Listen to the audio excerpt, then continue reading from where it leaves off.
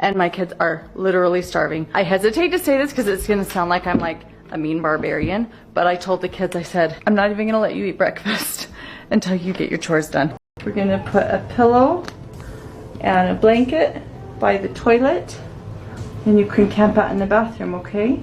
In August 2023, a YouTube family channel went viral after this heartbreaking 911 call was leaked. 911, the address of your emergency. Okay, and the phone number you're calling from. Tell me exactly what's happened. I just had a 12-year-old boy show up here at my front door asking for help. And he's said he just came from a neighbor's house, and we know there's been problems at this neighbor's house. He's emaciated, he's got tape around his legs, he's hungry, and he's thirsty. Okay. Is your door locked? No, I'm sitting outside with him on the front patio. Okay, cool. And he asked us to call the police. What's so his he's name? very afraid. What's your last name? He's 12 years old. Yes. Okay, and can you ask him his date of birth? Can you tell me your birthday? Okay, and are the neighbors out of their home, or is anybody looking for them that you can see? No. Our homes are far enough away. I'm not sure. How did you get out of the house? He says you just left through the porch at the neighbor's house. Her name is Jodi Hilderbrandt, and she lives 2 doors up the street. Yeah, out here in Cayenne, the houses are far apart, so he walked just under a block to get to our house. He rang my doorbell and asked me to call the police. Does he seem to be under the influence of drugs or alcohol? I don't think so, but he's very thirsty, and Does he need an ambulance? I don't think he needs an ambulance. I'll let the cops decide that, but his ankles are taped up, and he won't tell us why. Okay. But he has duct taped around each ankle. Yeah, there's sores around them. I think there's a good chance he's been... and he has them around his ankles. I mean, his wrists as well. Okay, this boy has been... This kid has obviously been... I think he's been detained. He's obviously covered in wounds. Okay. Let's get the paramedics headed over that way, okay? Oh, that's a good idea, too. Let's see. Has he told you where his mom or dad are? Haven't asked him that. Yeah. You know where your mom is? Yeah, I'm sure that doesn't matter, son. Do you know where your mom and dad are?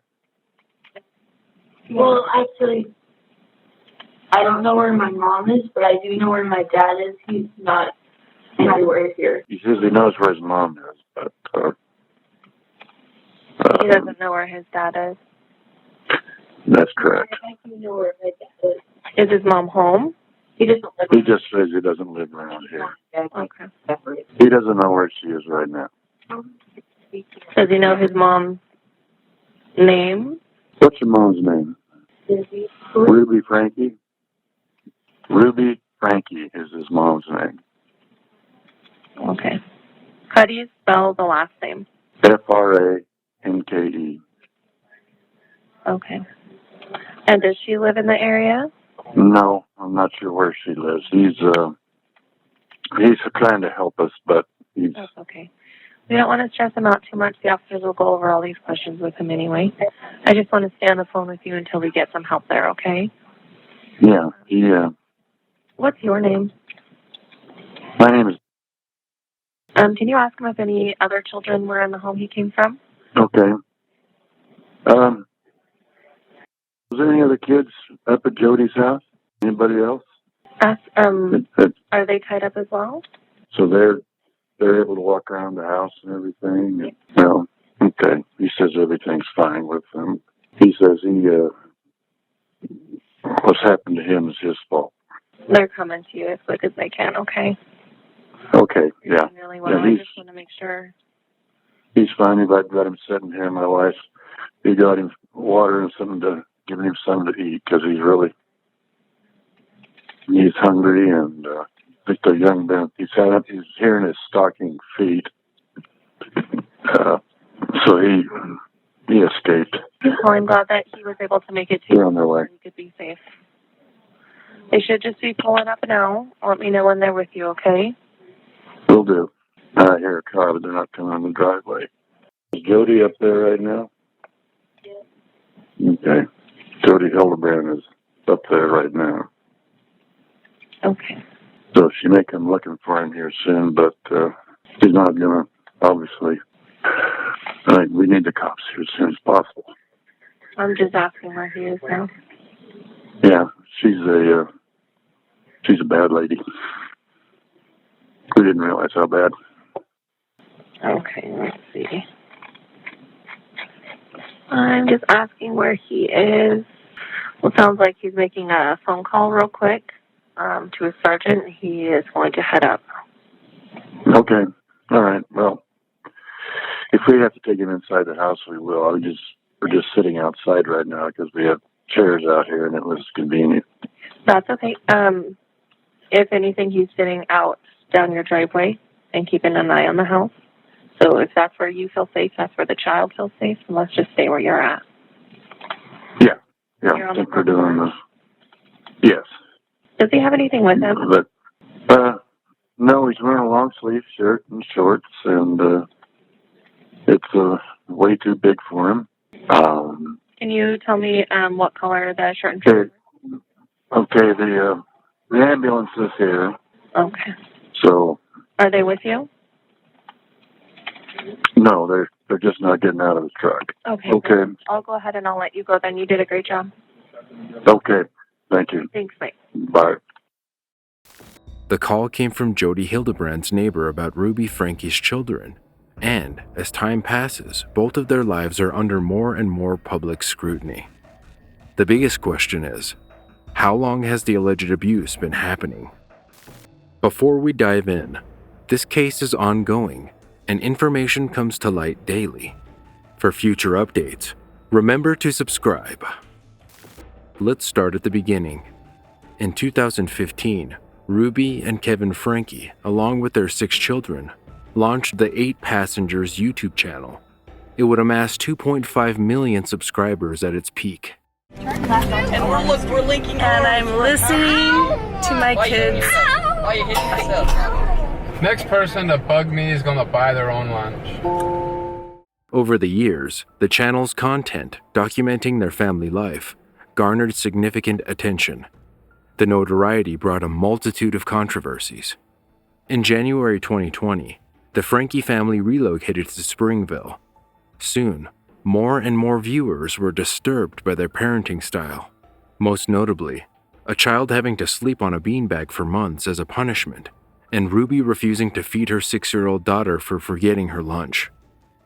That same year, reports of stalking and harassment filed by Ruby Franke came to light, adding to the family's infamy. Then, in a 2021 interview with The Wrap, Ruby dismissed critics and defended her parenting choices. By 2022, things started to fall apart for the Franke family. Kevin moved out, their YouTube channel was deleted, and the police were called out multiple times. Among these calls were reports of unsupervised children running in the streets and being left alone at home. In fact, one of the 911 calls came from the eldest daughter, Sherry Franke. By this time, Sherry had taken a step back from the family dynamic, an early indicator of the deep-seated turmoil brewing beneath the surface.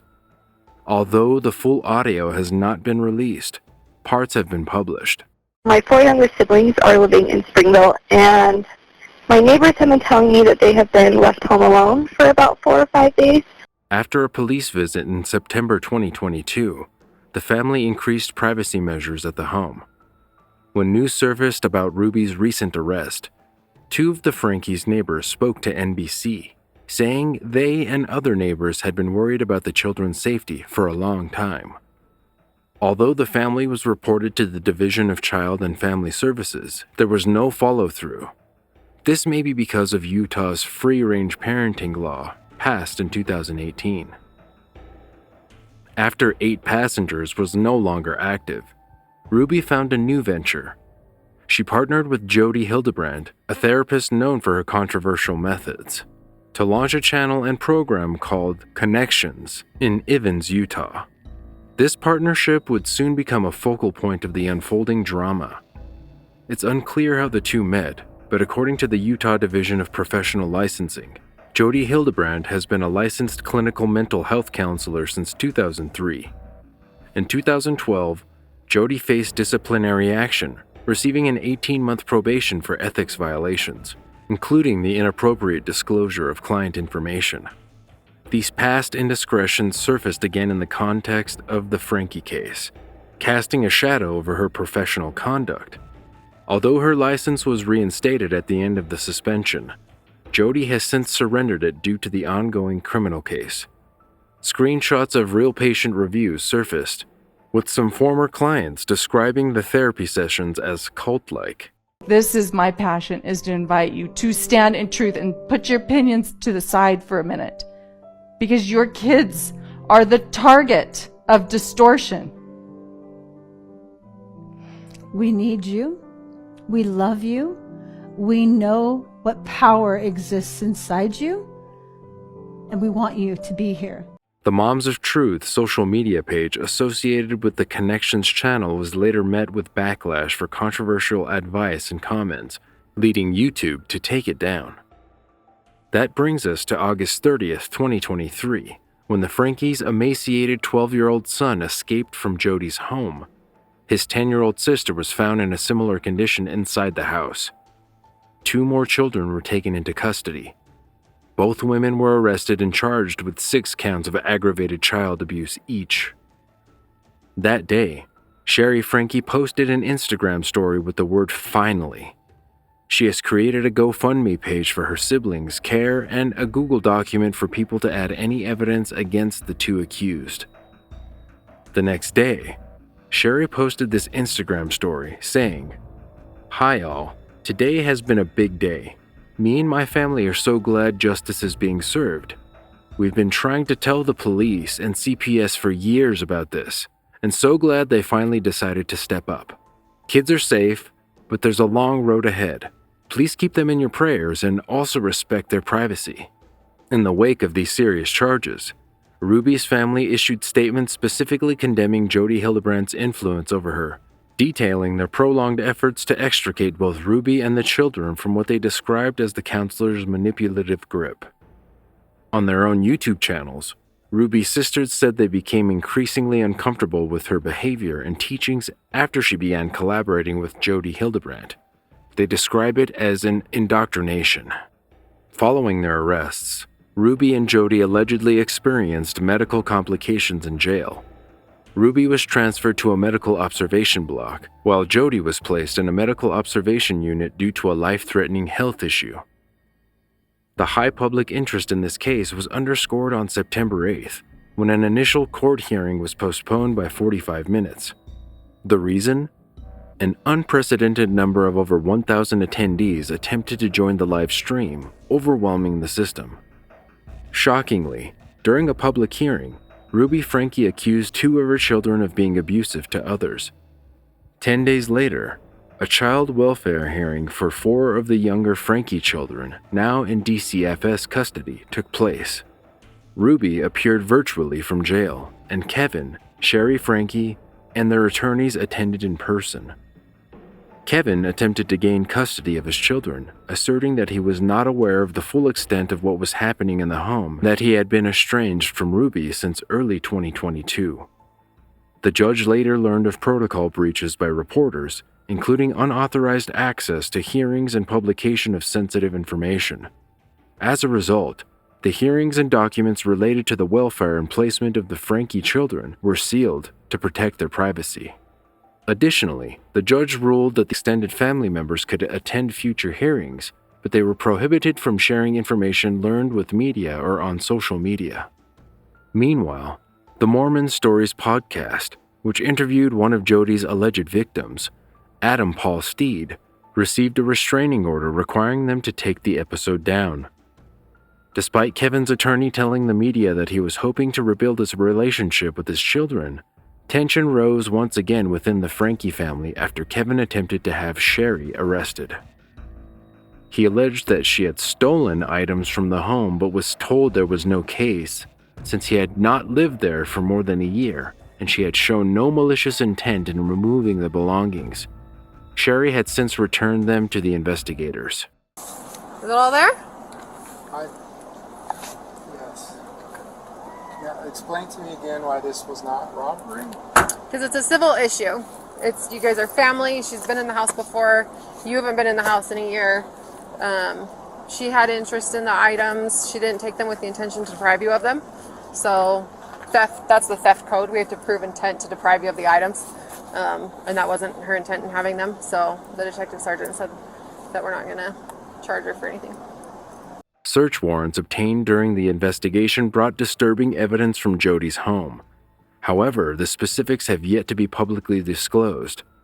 Body cam footage with the third partner in connections was released, showing the day that police arrested Ruby and the 2 older minor Franke children were taken into state custody.